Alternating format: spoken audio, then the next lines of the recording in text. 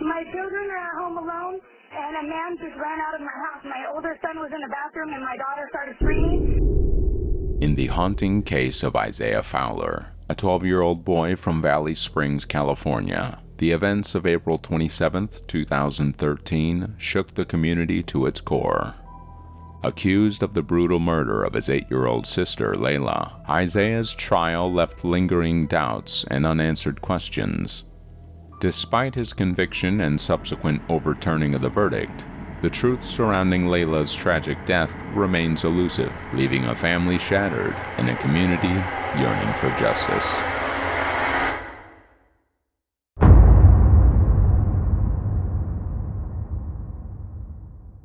In the quiet town of Valley Springs, California, resided the Fowler family, known to everyone as the happy and boisterous bunch next door.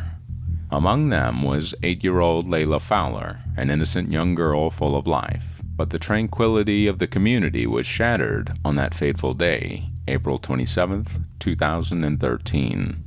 The family's plan to enjoy a Little League baseball game was derailed when Leila expressed her desire to stay home instead. Her parents, Barney and Crystal, entrusted the responsibility of looking after her to their 12-year-old son Isaiah. Little did they know that this decision would lead to a heart-wrenching tragedy. Hours later, Barney made a desperate call to 911, discovering his daughter's lifeless body amidst a horrifying scene, over 20 stab wounds on her small frame. As the police arrived, confusion and shock enveloped the household, and Barney could only direct their attention towards his son Isaiah, who had been the sole companion of Leila during the gruesome event. Uncertain of what truly transpired, Barney understood that his son needed to face the police's inquiries to uncover the truth behind the heinous act that forever altered their lives. The tight-knit Valley Springs community now stood in disbelief, grappling with the unimaginable loss and seeking answers to a mystery that seemed almost unfathomable. In the aftermath of the tragedy, Isaiah found himself facing the grim reality of recounting the horrifying events to the police. With his parents away at the Little League game, he claimed to have been in the bathroom when an eerie voice pierced the silence, calling out that it knew he was inside. Within moments, terror gripped him as he heard his sister's desperate screams. Racing out of the bathroom, Isaiah caught a glimpse of the stranger fleeing through the back door. He described the man as tall, possibly white or Hispanic, with long gray hair. The shock and fear overwhelmed him as he rushed to Leila's room, only to be confronted by the harrowing sight of her lifeless body sprawled on the floor. The scene was too distressing for him to attempt resuscitation, leaving him in a state of shock. Frantically, he called his father, urging him to return home immediately. Barney and Crystal sped back as fast as they could, and upon arrival, Barney was the one who bravely checked on Leila, carrying her lifeless form from the house while blood still seeped from her chest. Tragically, an hour later, Leila was pronounced dead at the Mark Twain Hospital in San Andreas, casting a dark cloud over the tight-knit Valley Springs community, which now rallied together to support the Fowler family in the wake of this unimaginable loss. As the investigation unfolded, the detectives' determination to unravel the truth grew stronger. They meticulously combed through the neighborhood, leaving no stone unturned, searching houses, attics, storages, even checking the registered sex offenders in the county. Their efforts bore fruit when a vigilant neighbor came forward with crucial information. She had witnessed a man matching Isaiah's description fleeing from the scene on that dreadful day. The discovery of relevant forensic evidence from the crime scene further bolstered the detectives' confidence as they diligently sent the kitchen knife for DNA examination, inching closer to identifying the mysterious intruder. However, amid the progress in the pursuit of the culprit, the focus also turned towards Isaiah himself, making him a person of interest in the case. Despite this distressing twist, the Fowler family found strength in the overwhelming support they received from the entire community, family, and friends. The outpouring of compassion and solidarity was evident as thousands of people from Valley Springs and the neighboring towns gathered for a touching vigil in honor of Leila. The immense show of empathy touched the Fowler family deeply, providing them with solace during this heart-wrenching and overwhelming ordeal. The case of Leila Fowler gripped the tight-knit community of Valley Springs, resonating with people far beyond its borders. As the investigations continued, the town held its breath, hoping that justice would be served, and that the memory of the young girl whose life was tragically cut short would forever be cherished. The situation became increasingly tense as Isaiah found himself under the shadow of suspicion. Despite the challenging circumstances, Barney remained steadfast in his support for his son, admittedly believing in his innocence. He attested that he would have sensed if Isaiah had been involved in any way when he returned home on that fateful day. As time went on, the police's focus on convicting Isaiah intensified, leading to a strained relationship with the Fowler family. However, amid the mounting pressure on Isaiah, there were compelling clues pointing toward another potential suspect.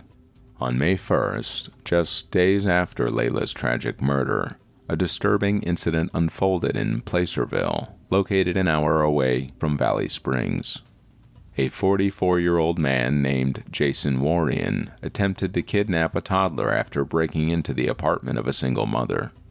This alarming event prompted the detectives to collect Jason Warrian's DNA and compare it to the genetic evidence recovered from the Fowler crime scene. The emergence of this lead injected new hope into the investigation, potentially offering a crucial breakthrough that could alter the course of the case. The comparison of Jason Warrian's DNA to the evidence from the Fowler crime scene, however, yielded no match, which completely shattered the hopes. The attempted kidnappings in Yuba City involving a man with spiky, balding hair driving a white Chevy truck also turned out to be unrelated to Leila's case, further deepening the mystery. The neighbor's initial account appeared to be a significant piece of evidence, pointing towards Isaiah as the possible suspect. However, the situation took a perplexing turn when the neighbor suddenly stopped cooperating with the police. In a crucial composite sketch meeting, she retracted her previous statements and identification of the man she claimed to have seen running away. Refusing to provide any further description to the sketch artist, she left the investigators perplexed and wondering about the reasons behind her change of heart. With the lack of progress in identifying the true culprit and the uncertainty surrounding Isaiah's involvement, the case reached a frustrating standstill. As the days turned into weeks, and then months, the weight of the unresolved case continued to cast a shadow over the community, leaving them grappling with the tragedy and the unanswered questions that persisted. The sudden change in the neighbor's account left investigators puzzled as they considered multiple possibilities. It was unclear whether she was somehow involved with the attacker, or had been threatened into silence, or if her initial account was false from the start. As suggested by FBI profiler Candace DeLong, any of these scenarios could be plausible. If she had lied about seeing the attacker, it raised doubts about Isaiah's involvement in the crime.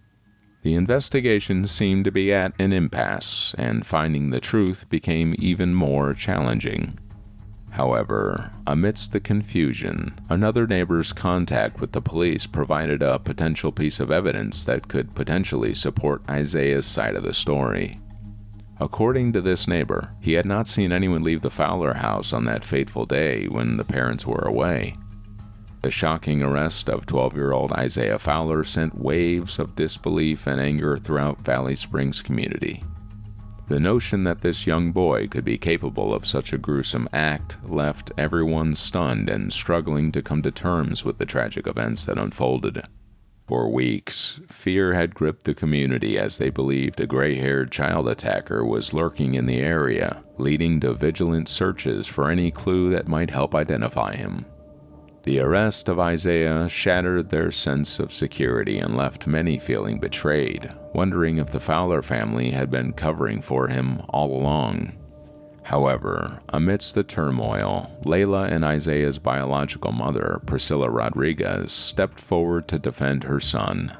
She adamantly asserted that there was no way Isaiah could have harmed his little sister, citing the genuine love and bond she had witnessed between them. As the legal proceedings began, Isaiah would face the judge rather than a jury, as he wouldn't be tried as an adult. During this time, child therapists and experts delved into Isaiah's family history, revealing a complex and murky situation. Barney, the father, had 7 children with different women and had been involved in child support battles. In addition, he had a prior arrest in 2009 for breaking into a storage unit, which he explained as an attempt to collect a debt. Priscilla herself had been estranged from the family due to serious substance abuse issues. As the legal process moved forward, the truth behind Leila's tragic death remained elusive, and the Valley Springs community continued to mourn the loss of their young neighbor and grapple with the unsettling events that unfolded in their once peaceful town.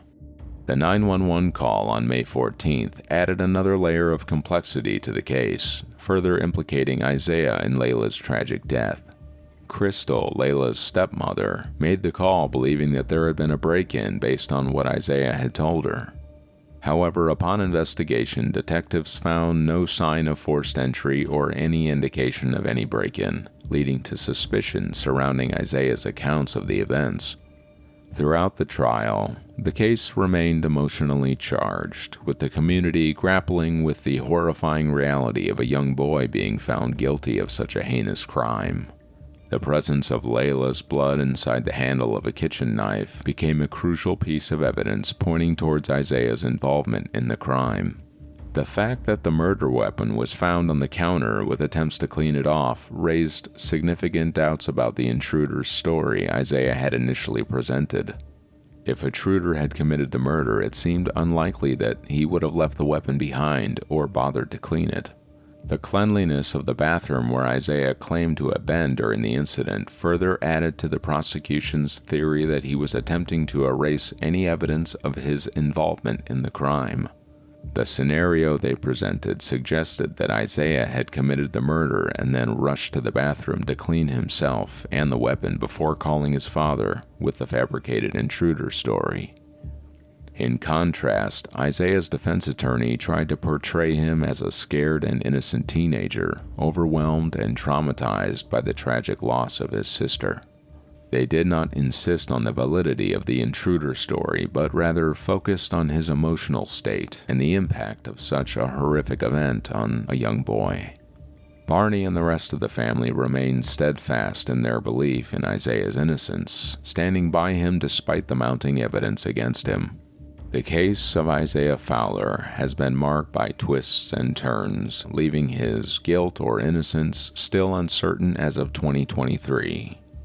After spending 2 years in juvenile jail, Isaiah was found guilty and sentenced to 16 years to life in prison at a youth correctional facility. He was charged with second-degree murder, with the special allegation of using a deadly and dangerous weapon. The prosecution couldn't prove that Isaiah had deliberately lied during the investigation, which might have resulted in a different charge. Consequently, the judge sentenced him on the basis of second-degree murder. His verdict was later overturned in 2018, which offered a glimmer of hope for his defense. But the recent decision by the U.S. Court of Appeals has vacated the prior conviction, ordering a new trial to take place. The decision hinged on the belief that Isaiah's interviews during the initial investigation were blatantly unconstitutional. The desperation to make an arrest may have influenced the police's approach, leading to a controversial outcome. Many individuals find it hard to believe that a 12-year-old could have swiftly and effectively cleaned a murder scene in less than 20 minutes, further raising doubts about the validity of the initial confession. As the case awaits a new trial, the uncertainty surrounding Isaiah's guilt or innocence continues to cast a shadow over the Fowler family and the community of Valley Springs. The search for justice and truth remains ongoing, leaving Isaiah's fate hanging in the balance until a clear resolution can be reached. The defense team, led by private investigator John Kennedy and attorney Mark Reichel, has presented compelling arguments that cast doubt on Isaiah's guilt. The timeline of events on the day of Leila's murder suggests that Isaiah had little opportunity to thoroughly clean up the crime scene or change his bloody clothes before contacting his parents. The revelation about Barney's past involvement with the Mexican mafia adds another layer of complexity to the case, raising the possibility of a potential motive for someone else to harm the Fowler family. The defense's arguments, including the results of Isaiah's lie detector test, have only served to intensify the mystery surrounding the case. Despite the attempts at a second appeal and potential involvement in the Innocence Project, the truth about Leila's murder remains elusive. Isaiah's family continues to support him vehemently, expressing their outrage at how the justice system handled his case. As the years pass, the pain and suffering of the Fowler family persist, while the search for justice and the revelation of the true perpetrators seem to be the elusive goals. The unresolved questions and discrepancies surrounding the case of Leila Fowler leave us with a sense of uncertainty and unease, hoping that someday the truth will prevail and provide closure to the family that has endured unimaginable tragedy. Justice at times may be a challenging and intricate process, but the pursuit of truth and the exoneration is crucial to ensuring the fairness and integrity of the legal system. As the case of Isaiah Fowler continues to unfold with its perplexing twists and unresolved mysteries, it leaves us questioning the true story behind Leila's tragic death. How could a 12-year-old clean a crime scene so meticulously? What secrets might lie within the tangled web of the Fowler family's history? What do you think about the case? We invite you to share your thoughts in the comments below.